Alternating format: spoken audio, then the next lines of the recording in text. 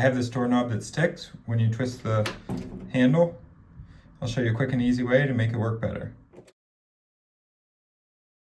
It's easy to make it work right again with 3-in-1 Lock Lubricant.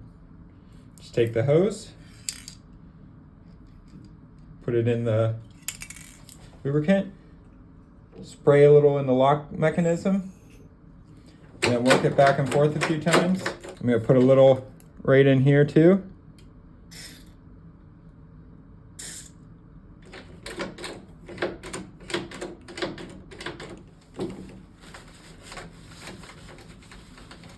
Wipe off any excess, and it works good as new. If you like this tip, give me a thumbs up and tell me about it in the comments. You can also subscribe to my channel for more helpful tips. Thanks.